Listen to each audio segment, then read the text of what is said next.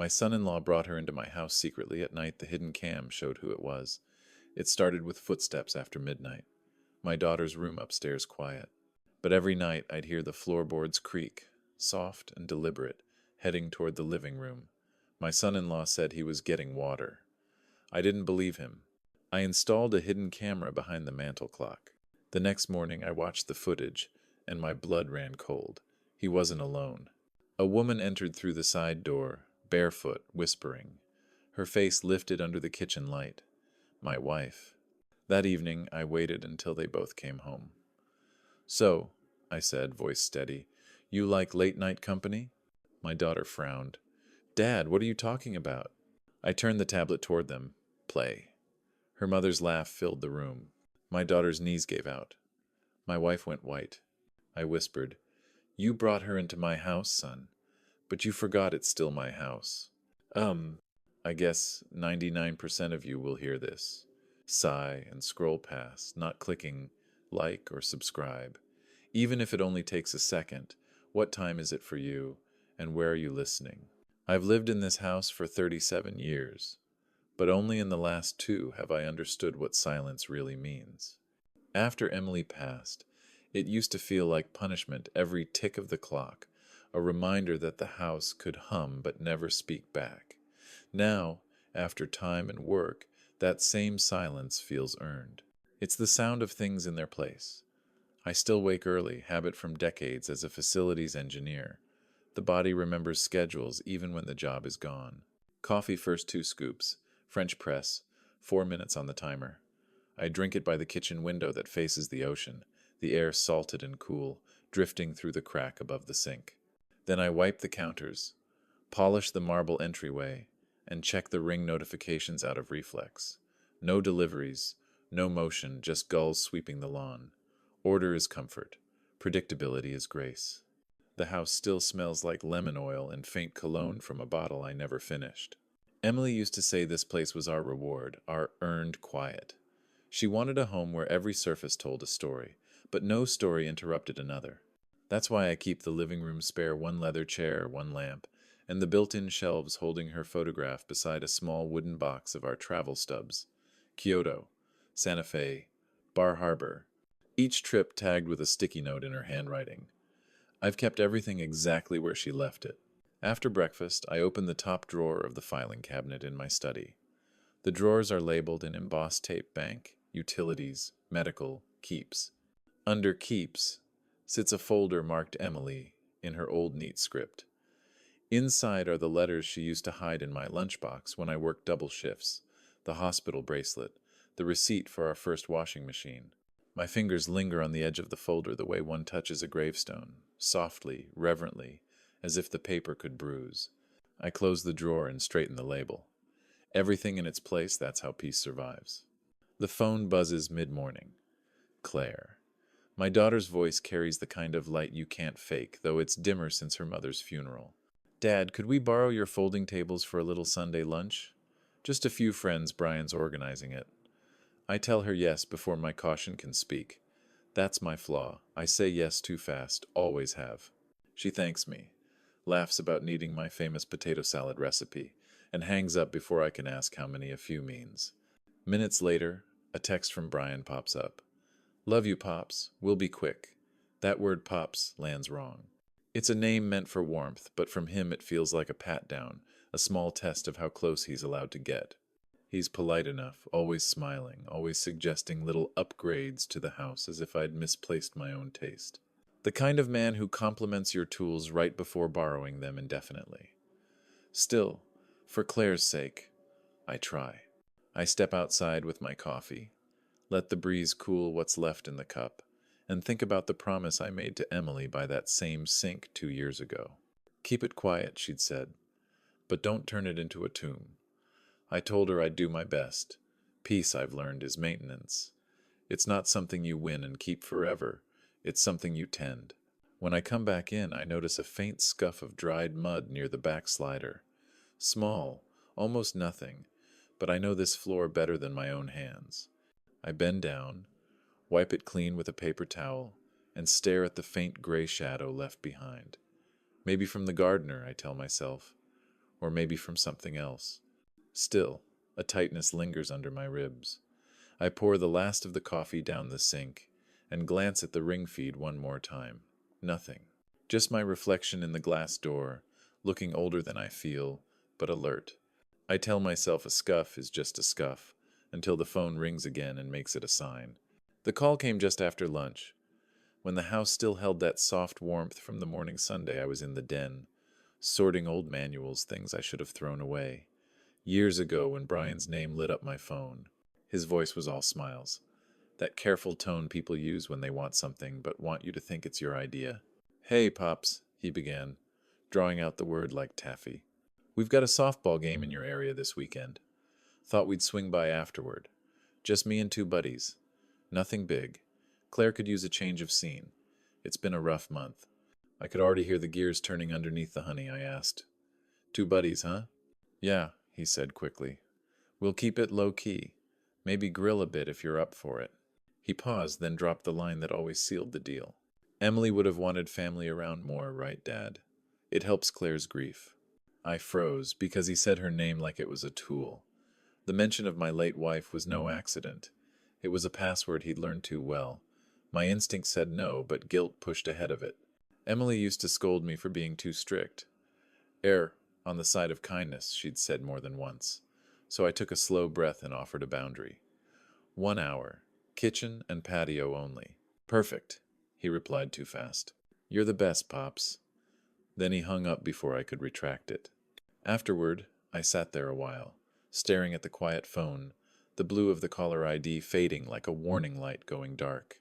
There was a rhythm to his requests. They always sounded like generosity wrapped in obligation. I'd seen that rhythm before. A memory drifted up from last Christmas. One of those nights when the house was still strung with lights Emily had chosen years ago. Brian had shown up then too, wearing an apologetic grin and holding a half-empty envelope. "Car trouble," he'd said. "You know how it is." I did know too well. He'd taken out a short-term loan to cover repairs, and the interest had ballooned. I didn't want Claire to worry, so I wired him $2,850 straight from my credit union. He called me Dad that night. Said he'd pay me back by June. June came and went. The transfer remains the last time he said thank you without a camera around. Now, as I looked at the same account screen on my laptop, I saw his name in my transfer history like a small scar that never faded. I told myself it was fine, lesson learned, but I still felt that old ache of being both needed and used. To steady myself, I texted my neighbor Robert. "Heads up, kids dropping by after their game. He's a retired electrician who keeps an eye on the block." He replied with a thumbs-up emoji. Reliable man. Kayet. Evening light crept across the living room walls. I walked to the shelf, lifted Emily's photo, and wiped a thin layer of dust from the glass. "Help me be soft and smart," I murmured. It was something she used to say when tempers ran high, back when small fights still mattered. I heard laughter then high, overlapping, more than 3 voices coming from the direction of the gate. I checked my watch. They were early, and louder than I expected. I stood there, coffee cup in hand, listening to the sound of car doors slamming and shoes crunching gravel. "Two buddies," he'd said. It sounded small then, until 8 pairs of shoes crossed my threshold. By the time the gate swung open, the quiet I'd spent years earning was already gone. 8 of them piled in, voices overlapping, the air thick with perfume, sweat, and the smell of beer warming in a cooler. "We're just stopping by, Pops. Like 15 minutes, Brian called, lugging a case of cheap beer toward my refrigerator without even pausing for permission. He said it like it was a kindness, like he was doing me a favor by giving me company I didn't ask for. Claire trailed behind him, half smiling, the kind of smile people wear when they're apologizing without words. I wanted to say something sharp, something that drew the line, but Emily's voice came back. "Don't start angry. End smart." So I nodded once and stepped aside. The sound changed immediately. My house didn't hum anymore, it clattered. The fridge door slammed, bottles clinked, someone laughed too loudly. I could smell the carbonation before the first cap even hit the counter. "Pops has the best knives," Brian announced, pulling open drawers like it was his kitchen. He pulled out my chef's knife, the one Emily gave me on our 25th anniversary, and drove it straight into a lime, right on the marble. No cutting board. Juice spattered across the counter like little burns. I swallowed the sting and reached for a towel, pretending to wipe up the spill just to check the stemware by the sink. One of his friends had knocked a crystal glass off the drying rack. I caught it mid-fall, the stem cold and slick against my palm. "Careful," I said, not loud, but it carried. "Those are Waterford." "Fancy," someone chuckled. "Man's got taste." Oh. Damp footprints began to trail across the entryway, dotted lines of disrespect. I fetched another towel and kneeled, cleaning them one by one. No one offered to help. I didn't expect them to. They were too busy proving how at ease they were. The beer cans built a small pyramid on the counter. 15 minutes, I reminded Brian when my watch told me 45 had passed. He looked up, grinning. "We're wrapping up, Pops." The music on someone's phone climbed a notch louder. They nodded as if the sound itself was a reply. I kept count in my head the way I used to tally machine readings at work. Bottles opened, rooms entered, boundaries crossed. I told myself not to snap. If I exploded, I'd become exactly what they wanted, a headline, a punchline, an anecdote about the grumpy old man who couldn't take a joke. But if I stayed calm, I'd become something else entirely, the witness the law believes. The scent in the air shifted from ocean salt to beer funk, from fresh to spoiled. My home had never smelled like strangers before. I stood in the doorway, quietly taking mental pictures, the open fridge, the muddy shoes, the knife still glistening with lime. Jessica, all glossy hair and filtered confidence, had her phone up the whole time. "Our audience loves vintage houses," she said, spinning toward the hallway, lens aimed where she had no right to be.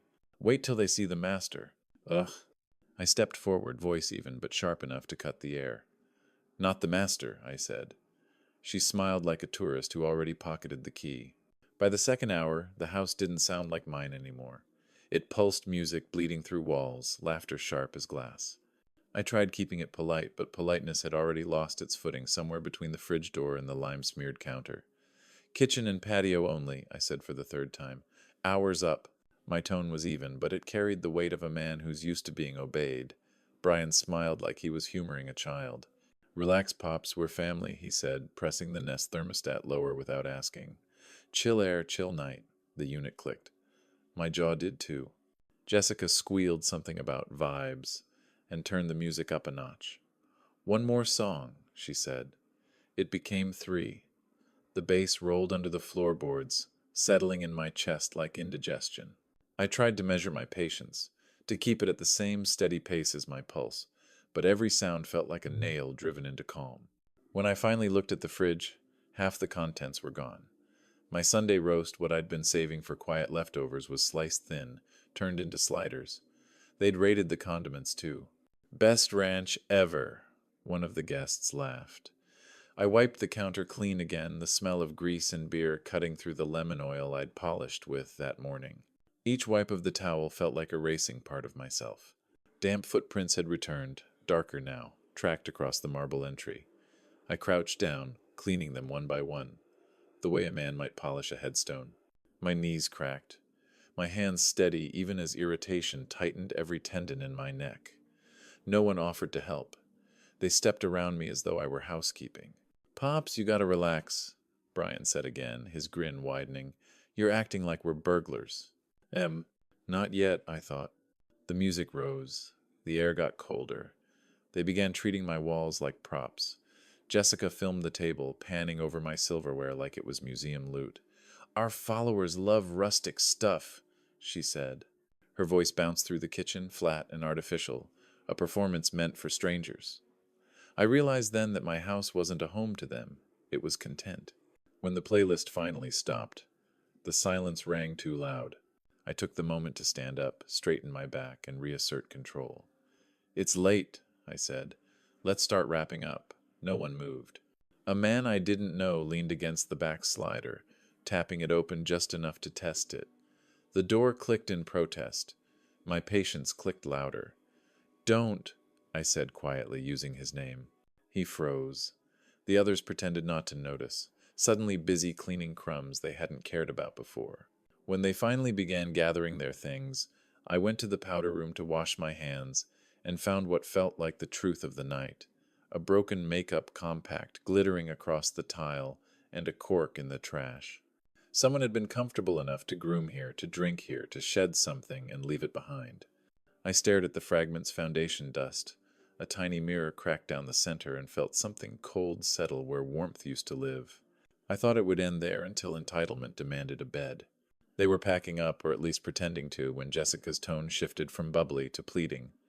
"It's literally safer if we crash here," she said, her voice honeyed and high-pitched.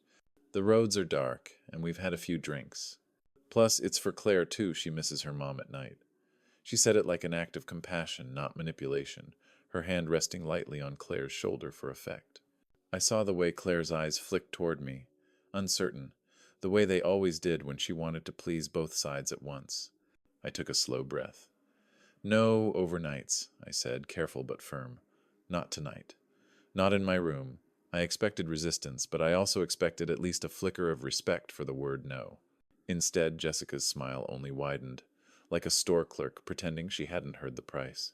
"Come on, Pops, it's not a big deal. We'll sleep in the guest room, or even the couch. It'll make a cute vlog family sleepover vibes." Her words hit the air with the faint metallic ring of entitlement. I noticed how easily she used family as a passkey, how often that word was bent until it meant free access. I could feel my patience thinning, but I held my ground. "You said you'd stop by. You've stopped by. That's enough for one night." Jessica rolled her eyes. Brian rubbed the back of his neck, pretending diplomacy. "She's just worried about Claire, Pops. Don't make it weird." Don't make it weird? That line had been the anthem of every boundary they'd ever crossed. My mind flicked, unbidden, to 2 years earlier, back when their apartment manager had called me.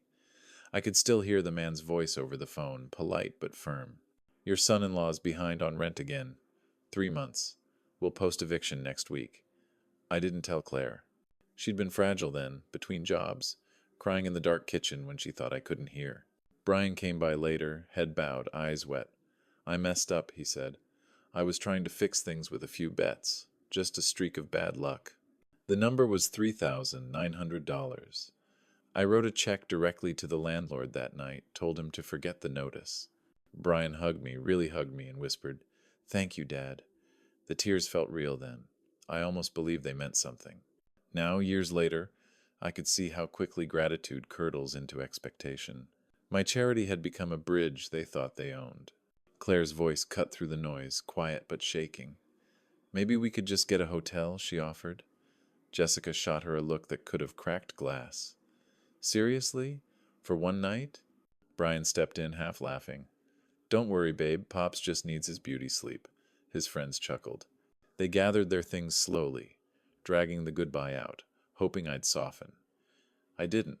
I stood by the door, steady, polite, the way a man does when he's closing a deal he's not proud of but knows is necessary. When the last car pulled away, I let out a breath I didn't realize I'd been holding.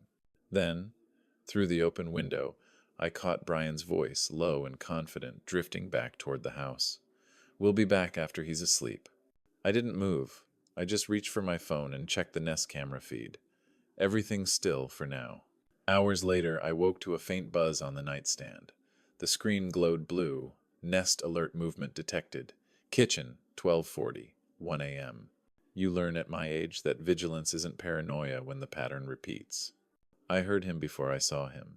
His voice carried down the hallway, that confident tone that comes only from someone who's sure they won't be challenged. "He'll be asleep by 10, Brian said into his phone, laughter weaving through his words. "Doors never locked. He likes being generous." The sentence landed like a trespass itself. He wasn't whispering, he was boasting. I stood frozen behind the study door, listening. A woman's voice answered through speakerphone, muffled but clear enough. "Perfect. We'll bring the gear." Gear. That word told me everything. This wasn't a family visit, it was an event. I stepped back into the study, shutting the door with the same care I used when sealing blueprints in a weather tube years ago. Yelling wouldn't help now, planning would. The engineer in me woke up methodical, patient, calm. If they were going to treat my home like a venue, then I'd treat it like a site inspection. Every claim needs documentation. Every infraction a timestamp. I pulled open my drawer and retrieved the small Wi-Fi camera I'd bought last year after raccoons tore into the garbage bins. Legal inside my own common areas.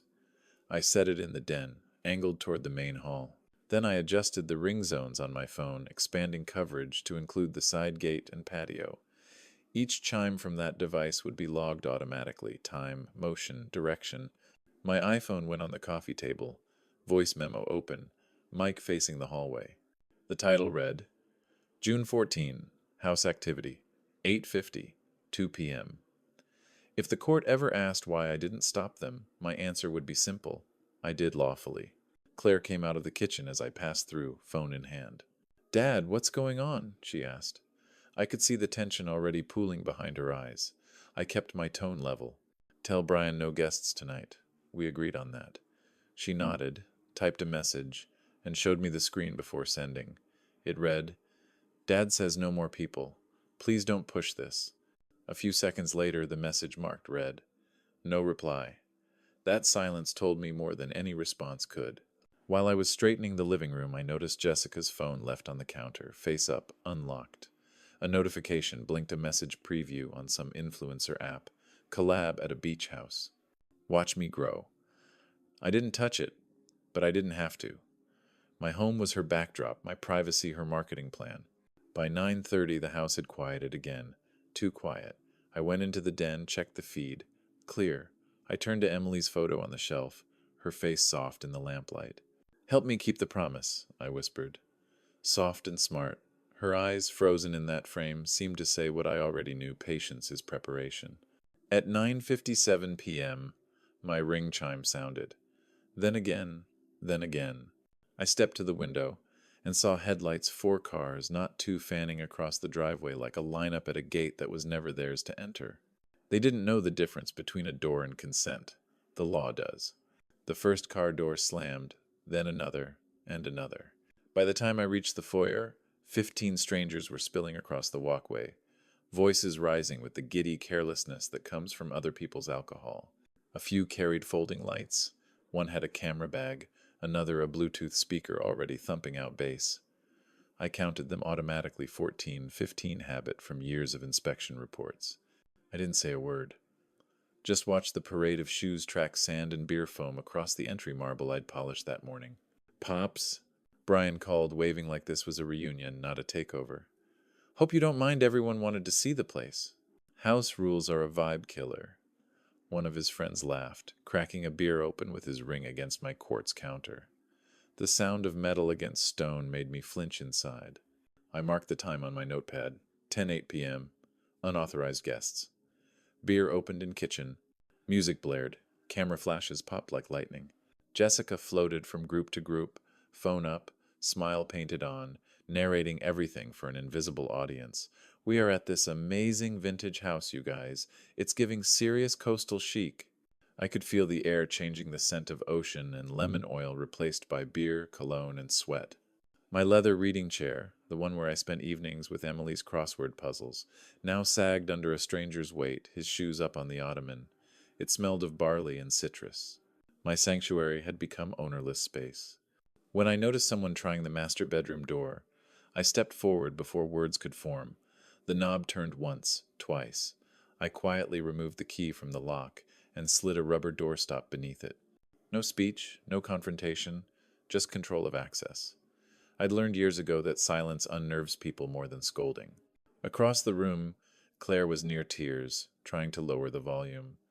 "Brian, please," she said. "It's too loud." He didn't even look at her, just swatted her hand off the speaker, grinning for his friends. Something inside me froze then. Not rage, not grief, just a clean, cold stillness. A guest at the bar pocketed a brass bottle opener from my tray, glancing around like a child stealing candy. I noted his shirt color and the minute hand on the clock. Documentation beats debate. Claire caught my eye, mouthing "I'm sorry." I walked to her, squeezed her shoulder gently. "Go to your room," I said. She hesitated, then nodded, tears sliding silently as she disappeared down the hallway. The camera lights flickered again. Jessica's voice rose above the music, giddy and careless. "Tour time. You guys won't believe this master suite." That was it, the final breach. I stepped forward, every part of me calm as winter. There are rooms you don't enter without an invitation, on earth and in heaven. I guess 99% of you will hear this, sigh, and scroll past, not clicking like or subscribe.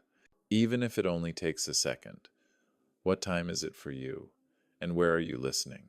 The door burst open mid-sentence, Jessica's laugh echoing before the phone light did. Guys, check this out, she sang, camera raised. I was halfway across the living room when I heard the words that froze the blood in my chest. Oh, looks sad widow vibes, she said, panning her lens across the master bedroom. Like, subscribe, and pray? The screen caught the reflection of her own smirk as she reached toward the nightstand. Her rings clacked against Emily's rosary, the same one my wife had gripped through every round of chemo. Something in me set then, not soft, not explosive, but final, like concrete curing. I walked through the threshold and spoke quietly, clearly. Out of this room now. They laughed until I met their eyes. My gaze must have carried the weight of every year I'd worked, every quiet loss I'd endured, because one by one they dropped their smiles and shuffled past me. The last one lingered at the doorway, phone still up, trying to capture some drama for her feed. I said now. The phone lowered. Silence followed. I shut the door and locked it. The air inside still smelled faintly of Emily's lavender sachet, but now it mixed with cheap perfume and beer.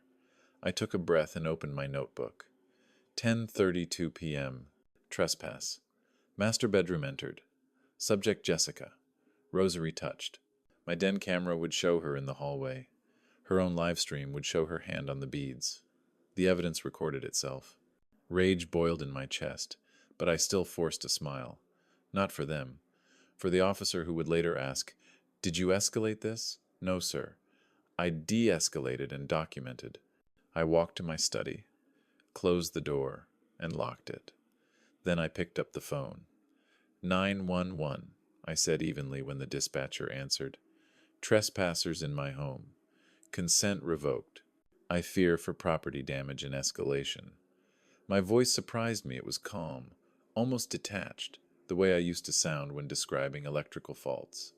The dispatcher asked for details. I gave them in order. Number of intruders, location, prior consent withdrawn, evidence in progress. My sentences came out like reports, short, factual, complete. Behind me, music still thumped faintly through the walls, the last pulse of chaos before accountability arrived. When I hung up, I texted Robert next door. Police inbound. His reply came seconds later. Saw the cars. On my porch if needed. I knew he meant it. I turned off the overhead light and sat in the dim glow of the desk lamp, Emily's photo facing me. Her eyes in that picture had always been steady, almost amused, as if she could already see the arc of a problem's solution before I did. The dispatcher called back to confirm officers were on the way. "Sir," she asked, "do you feel safe?"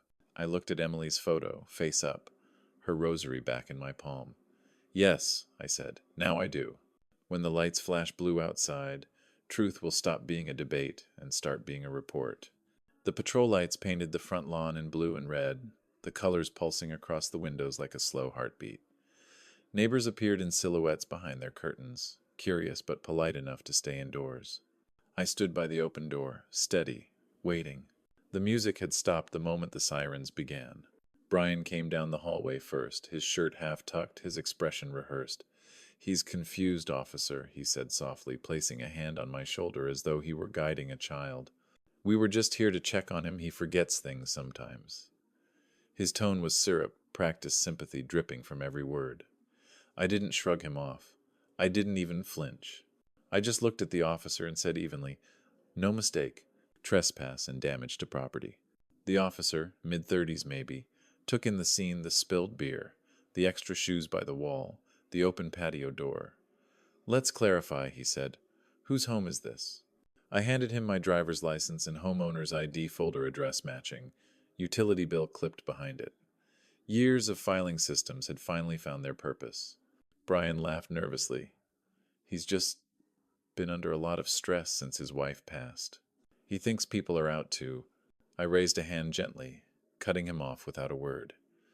I opened my binder to the tab marked June 14, visitors, and laid down the printed text threads.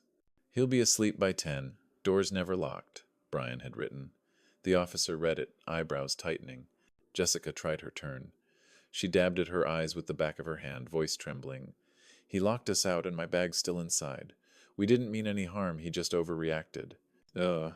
The officer tapped his tablet, checking timestamps. Ma'am, your live stream shows you entering the master bedroom at 10:32. That's after permission was revoked. Her lips parted, but no sound came. I walked to the study, unlocked the door, and stepped aside. You'll find her bag by the door, I said quietly. Same as consent left behind. The officer entered, retrieved the purse, then turned back to me. Sir, I've reviewed the ring footage, he said, voice shifting from neutrality to finality. They need to leave. Now. Brian's jaw worked, eyes darting to Jessica, then to Claire, who had appeared halfway down the hall, pale and silent. You're really doing this? He hissed. To family? Family doesn't need police permission to respect a door, I said. The officer escorted them outside. Jessica muttered something about suing for harassment. Brian threatened to talk to someone at City Hall. The officer didn't blink. You're welcome to file a report, but not from this address. When the last taillight disappeared, the yard went dark again. The ocean air slipped back through the open window, thin and salt-clean, but the smell of their chaos lingered: beer, sweat, cheap cologne, and something else. Arrogance burning out. Their headlights carved away from the curb, but the stink of entitlement stayed behind. The morning light came in thin and cold, cutting through the salt haze. For a few brief seconds, I thought the silence meant peace. Then the phone rang. Claire's name glowed on the screen. Her voice cracked the moment I answered. Dad, Brian says you overreacted. He said you thought people were breaking in. I closed my eyes, listened to the same pattern I'd seen 100 times in others, guilt turning itself into pity. Did he also say the police told him to leave? I asked. Her silence told me no. By noon, my phone started vibrating with notifications. Facebook posts. Comments. A photo of Brian carrying grocery bags into my house last week with the caption, "Always helping family, even when it's hard." Another of him and Claire smiling at dinner, tagged, "Trying to support Dad as he struggles through grief." The tone was soft, saintly. The damage was surgical. I scrolled until my stomach turned. Beneath each post were the same comments. So sad. He's lucky to have you, Brian. Mental health matters. They'd rewritten the narrative in less than a day. At 2, my sister-in-law called from Arizona. I let it go to voicemail. Her message was polite, worried.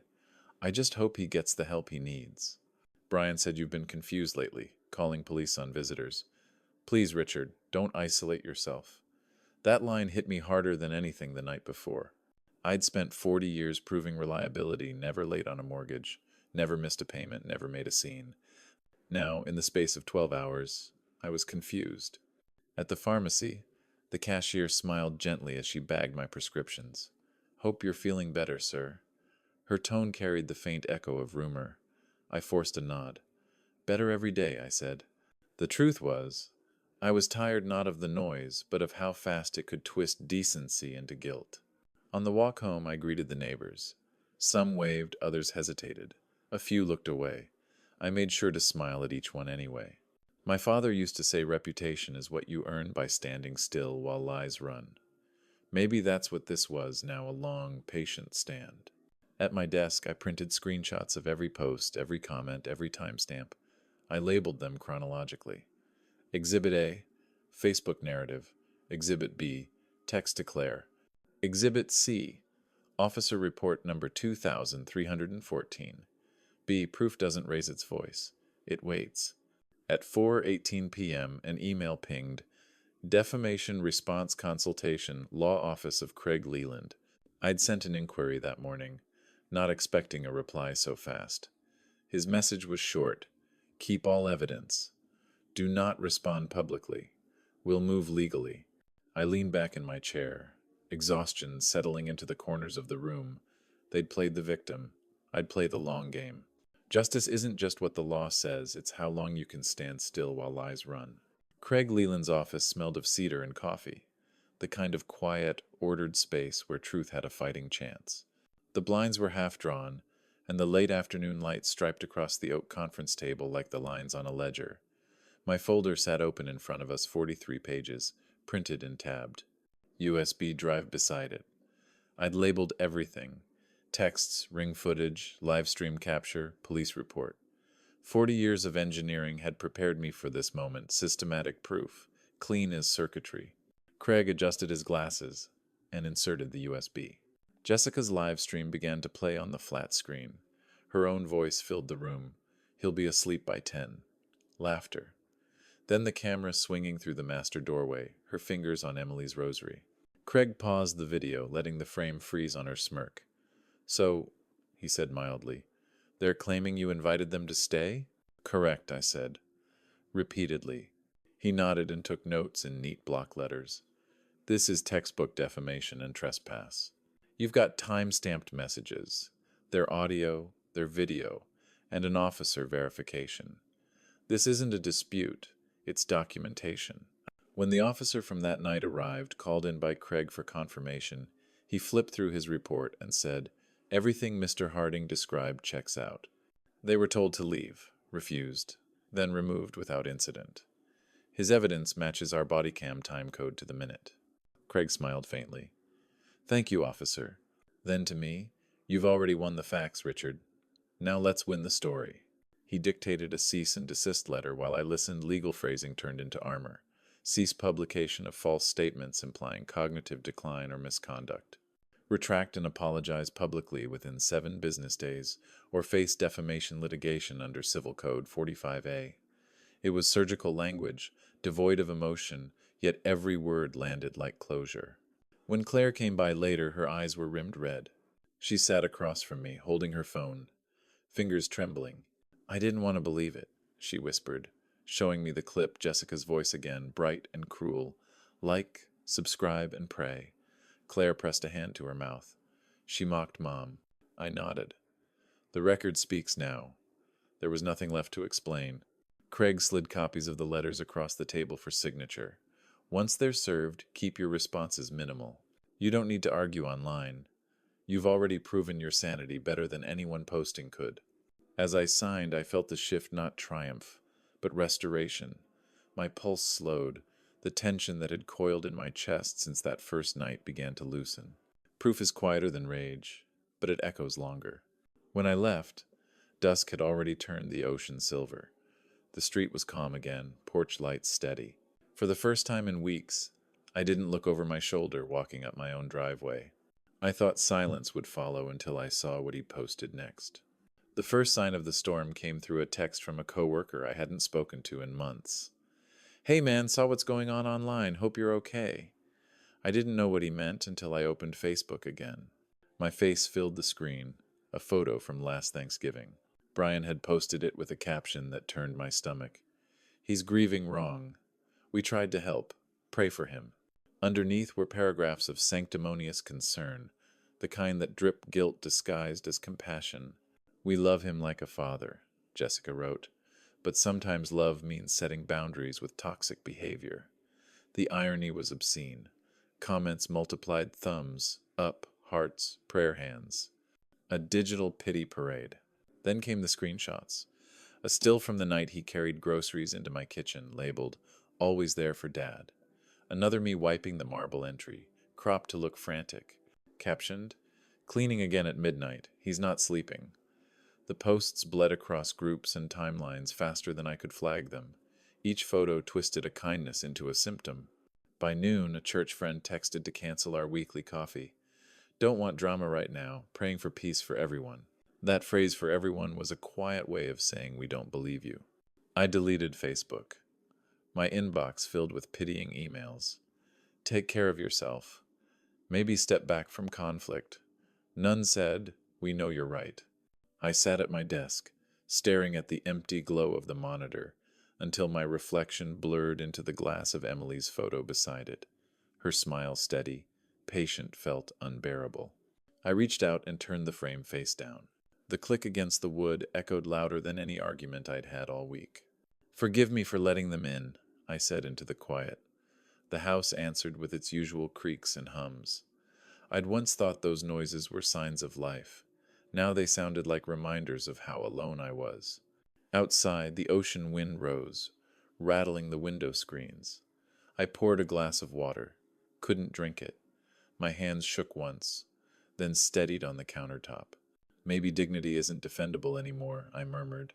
40 years of integrity, steady work, taxes paid, no debts owed, and a hashtag had undone it faster than time ever could. I sat in the dark, listening to the refrigerator hum, the clock tick, the faint echo of my own breathing. For the first time since Emily's funeral, I felt something close to surrender. Then the doorbell rang. Through the peephole, Robert stood on my porch, windbreaker zipped, envelope in hand. His expression was grave but sure. When I opened the door, he said only, "You should see this." Sometimes help knocks right when you've stopped believing it exists. The night Robert knocked on my door, I was certain it was another problem. That's how trauma rewires you. You start expecting the next blow, not a hand. I opened the door halfway, just enough to see his face in the porch light. He wasn't smiling, but his eyes carried a kind of quiet certainty, the same look I'd seen years ago when we both sandbagged our driveways during the coastal storm. "I wasn't spying," he said before I could even speak. "I just couldn't watch them walk over you." He stepped inside, shaking the drizzle from his windbreaker, an envelope tucked under one arm and a tablet in the other. "You should see this," he said, setting the device on my kitchen table. The screen flickered, and there it was, my driveway, my porch, my yard recorded in crisp, steady frames from across the street. His new security camera had caught everything. The video began with the first headlights sweeping across the asphalt, one car after another. Laughter spilled from the speakers. Jessica's voice rose above the noise. "He'll be asleep by 10. Her camera light flared in the footage like a spotlight, catching the smug tilt of her smile. Robert swiped forward, showing clip after clip. People unloading cases of beer, dragging equipment, even the moment Jessica shoved open my master bedroom door for her tour. Every sound, every timestamp captured in perfect detail. "It's motion, triggered," he explained. "Installed it after that rash of car break-ins last month. Guess it caught something more useful." I stared at the screen, hands trembling slightly. You recorded all of this?" He nodded, calm as ever. "The file's time. Stamped, geotagged, and stored in the cloud. They can't claim tampering. You've got what lawyers call a clean chain of custody." His phrasing surprised me, precise and deliberate, as if he'd already done his homework. "You don't owe me anything," he added quickly. "I just couldn't stand to see it twisted the way they did. The neighborhood's been talking. Sure, but not everyone believes their story." I sat down slowly, feeling the chair's solid weight beneath me, the first real sense of ground I'd had in weeks. "Robert," I said, voice catching a little, "you don't know what this means." "Sure I do," he replied, folding his arms. "It means you're not crazy. It means people still see the truth when you keep living it long enough." He reached into the envelope and pulled out a small USB drive. I copied the footage. "Everything's on here. Use it when you're ready." Oh. For a long time, neither of us spoke. The only sound was the faint hum of the refrigerator and the ocean wind pressing against the windows. My lungs expanded fully for the first time in what felt like months. I hadn't realized how shallow I'd been breathing, always waiting for the next accusation. "You ever wonder," Robert said finally, "why people like them get loud while folks like us go quiet?" I looked at him. "Because loud works at least for a while." He nodded. "Onto someone's got proof." He placed the USB in front of me like an offering. "You've got it now, and I'll testify if it comes to that. I saw the cars, heard the shouting, watched them carry your things out to the patio. I'll put it on record." I wanted to thank him properly, but all I managed was a rough whisper. "Thank you." He shrugged. "Neighbors look out for each other.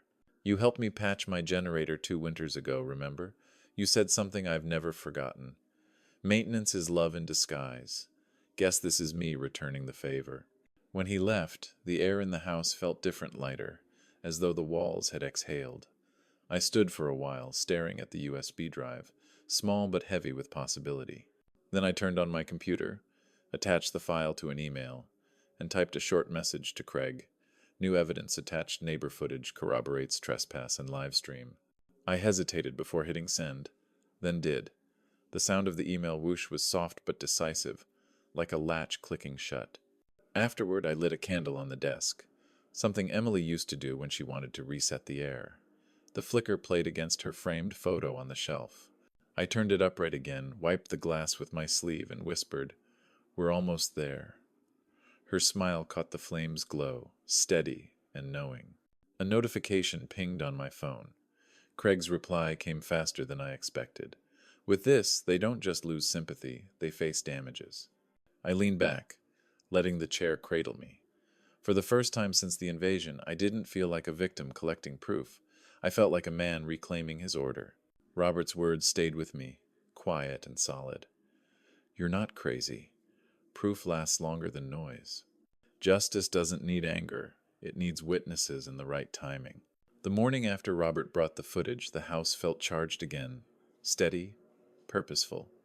I brewed coffee, opened the curtains, and pulled the filing cabinet drawers one by one. Inside waited neat rows of folders, each labeled in my engineer's handwriting. Evidence, damages, statements, financials, police report. The order itself calmed me. Precision had always been my way of fighting chaos, and now it would fight for me. I spent hours scanning, cross-referencing, and printing. Every photo had a timestamp, every message a source. The USB Robert gave me sat on the desk, glowing faintly under the lamp, the quiet proof that my story was no longer one man's word against another's noise. At 10:15 a.m., my phone buzzed Brian. "You wouldn't drag family through court, would you?" the text read. "Think of Claire's reputation." The words dripped with that same syrupy guilt he'd perfected. I stared at the screen a moment, then typed back, "Family honors boundaries. The law protects them." I archived the conversation, labeled the screenshot "intimidation attempt," and slid it into the folder. They thought silence was surrender. They forgot silence can be storage. By noon, I was sitting across from Craig again in his downtown office. His desk looked like a miniature war room, yellow legal pads, stacks of exhibits, a single steaming mug of black coffee. He was already flipping through my binder when I arrived. "You could teach my paralegals how to organize," he said with a half-smile. "We'll file on 3 counts," he continued, ticking them off on his pen. "Trespass, defamation, and emotional distress. The evidence is airtight witness footage, text messages, police confirmation. You're not suing out of spite, you're seeking restoration." "That's all I want," I said. "Lawful accountability, not revenge." He nodded. "Then let's make this official." As he drafted the complaint, the rhythmic click of his keyboard sounded like a metronome to my thoughts. He explained each paragraph carefully, translating law into plain sense. Damages tied to repair receipts. Emotional harm backed by medical documentation of stress and insomnia. Defamation proven by public posts and retractions. The math of justice, line by line. While he worked, Claire entered quietly, clutching a manila envelope. Her eyes were rimmed with red. Craig gave us privacy. She stood there for a moment, unable to speak. "He used me," she said finally, voice small. "He made it sound like loyalty meant silence." I reached across the table and took her hand. "Silence doesn't mean love, sweetheart. Truth does. We'll let truth fix what it can." She nodded, tears sliding down but unhidden this time. Craig returned with the finalized packet. The top page read, "Superior Court of California Harding v. Crawford." He slid it toward me. "Sign here, initial here." I picked up the pen, felt its weight, and signed without hesitation. He gathered the papers into a thick envelope, sealing it with a sharp press of his palm. "Once filed, they'll have to answer formally. Every word they spoke online becomes evidence now. They'll learn the difference between storytelling and testimony." An hour later, we stood at the clerk's counter. The clerk, a woman with silver hair and calm authority, flipped through the pages, checked the attachments, and brought down the rubber stamp with a satisfying thud. Superior Court complaint accepted. Outside, sunlight glared off the marble steps. I stopped halfway down and took a long breath of sea air. It didn't smell of fear anymore, only salt and renewal. He wanted followers. Now he'll have subpoenas. The morning the story broke, the town felt different. Even the air outside my porch seemed cleaner, like the weather itself had chosen a side. Craig called first. "It's out," he said simply. The paper ran at front page. I opened my laptop. There it was. Homeowner vindicated in trespass and defamation case. Beneath the headline, a still image from Robert's footage showed Jessica's hand on the master bedroom door, frozen mid-laugh. The article listed every fact in order: police response, timestamps, live stream, apology letter filed with the court. No adjectives, no drama, just the truth, finally heavy enough to stand on its own. Craig's press release went live at noon. The statement read, Mr. Harding pursued lawful action only after repeated violations of privacy and property. All claims of instability or confusion were disproven by video evidence. It included a link to 3 short clips: Jessica's live stream, Brian's invitation call, and the police body cam at the moment the officer said, "They need to leave." Within hours, the same networks that had feasted on rumor began to turn. Online, the reversal spread like tidewater, pulling back after a storm. Comment sections filled with strangers writing what I never thought I'd read. We were misled. He wasn't protecting an elder, he was exploiting one. Someone even stitched Jessica's old influencer video next to her deposition clip. The tone shift brutal and complete. Sponsors withdrew. Her channel went dark by evening. Brian tried one last post, an apology shaped like self-pity. "We made mistakes. We were under stress. I pray he forgives us someday." The comments didn't spare him. "You should have prayed before breaking his door," one wrote. "Forgiveness doesn't erase footage," said another. By the end of the week, Craig confirmed the judgment. The court ordered $47,000 in compensation for property damage and emotional distress, plus a formal written apology to be mailed, signed, and notarized. It wasn't about the money, it was about record. Proof that decency, when defended correctly, could still win on paper. The letter arrived 2 weeks later. Cream stationery, faint cologne. I opened it slowly, each sentence colder than the last. I misused his kindness. I blurred lines that were never mine to cross. I accept the court's ruling. At the bottom, both signatures, Brian's and Jessica's. I read it aloud in my kitchen, just once, then slid it into the folder marked closure. Neighbors began to reappear. Mrs. Lang from 2 houses down brought pie and said, "We all saw what they said about you. Glad the truth came out." The mail carrier offered a quiet salute. Robert stopped by with coffee and a grin. "Told you it'd turn," he said, setting the cup down beside my newspaper. "Justice moves slow, but it doesn't forget addresses." Claire came that weekend. Her voice was steadier now. "I filed for divorce," she said. "It's done." She looked around the house, hands brushing the edges of the restored furniture. I didn't realize what he'd done until I saw it all written down. I told her that's how lies work, they melt under documentation. She smiled faintly. "Guess I learned that from you." That night, I sat on the porch, watching the street lamps flicker on one by one. The neighborhood hum returned, ordinary and alive. For months, I'd been the man behind blinds, but now I felt part of the rhythm again. The laughter from down the block, the smell of someone's grill, the ocean whispering its steady refrain. Justice isn't loud. It's the sound of lies going quiet. Peace, it turns out, doesn't return by itself. You rebuild it document by document. I guess 99% of you will hear this, sigh and scroll past, not clicking like or subscribe. Even if it only takes a second. What time is it for you? And where are you listening? Months passed before I realized the house no longer held its breath. The wind returned through the open windows, gentle and ordinary. The same seagulls that had once screamed over the roof now glided in silence. Peace, I found, doesn't arrive all at once, it seeps back in, like morning light under a closed door. Each morning began the same way. I brewed 1 cup of coffee, opened every curtain, and let the sun hit the walls that had seen too much. The filing cabinet, once bursting with folders labeled evidence, statements, damages, now sat nearly empty. Only 1 folder remained. Closure holding the court ruling, the apology letter, and a thank you note from Craig. I reread it sometimes, not out of bitterness, but to remind myself that decency documented is decency defended. Robert still stopped by most mornings. He'd lean on the porch railing with his thermos, surveying the street like a sentry at rest. "You did the right thing," he said again that Tuesday. "Kindness with a fence is still kindness." I smiled. "Took me too long to build the fence." "Better late than never," he said. "You built it strong." After he left, I walked through the rooms not to check locks or cameras anymore, but to feel ownership. The floorboards no longer creaked under dread. They sounded like memory, like a house remembering who it belonged to. Emily's photo stood on the mantel, glass polished, upright again. I spoke to her the way I used to when no one was listening. We kept the promise, I said softly. Soft and smart. Claire visited the following weekend. She parked farther up the street, the way she always had when she was little, so I could watch her walk down the drive. She carried a bouquet of lilies and a quiet kind of pride. Inside, she placed the flowers in Emily's old vase, then turned to me. "I'm proud of you, Dad," she said, "for not letting them turn you cruel."